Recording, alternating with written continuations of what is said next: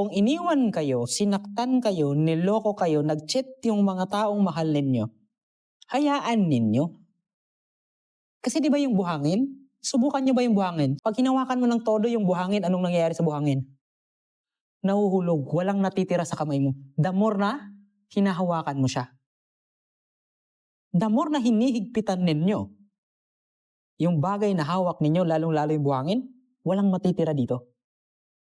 So anong gagawin ninyo? Pag nagloko sila, iniwan kayo, hayaan ninyo. Masakit man dito, hayaan ninyo. Sa totoo lang. Pero kasi kalimitan, kabaliktaran yung ginagawa natin. Kasi porket mahal natin, nandiyan yung salitang ipaglalaban natin. Pero paano mo ipaglalaban yung isang tao kung ikaw na lang mismo ang nagmamahal sa kanya at siya mismo may mahal ng iba? Kasi kung mahal ka niya, lulukuhin ka ba? Kung mahal ka ba niya, hindi ka niya ba iiwan? Hindi. Doon pa lang alam mo na yung sagot. Iniwan ka niya kasi hindi ka niya mahal. Tapos ngayon, hahabulin mo siya kasi ipaglalaban mo siya. Walang problemang ipaglaban yung pagmamahal na meron kayo. Basta, pati yung taong pinaglalaban mo, naglalaban para sa inyo. Ngayon, ang tanong naman is, paano mo maiiwasan yung tao na mag-cheat sa'yo? Number 1, hindi mo talaga maiwasan. Bakit? Hindi mo kontrolado yung tao. Diba? Pero ang kaya mo lang gawin, mahalin siya ng sobra to the point na alam mong kaya mo. Pero hindi mo siya kayang kontrolin.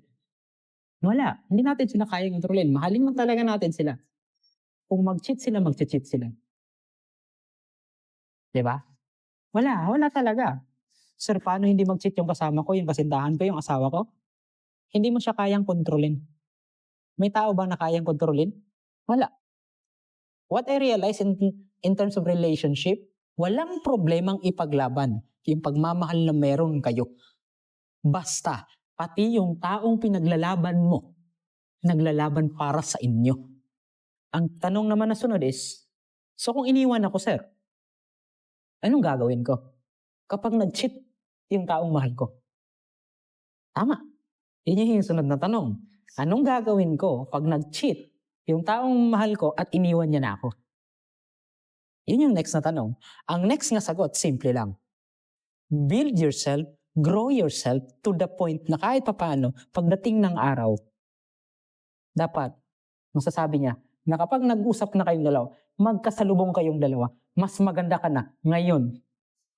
Mas maganda ka na sa ngayon, dapat mas maganda ka pa bukas. Pero paano mo gagawin yan?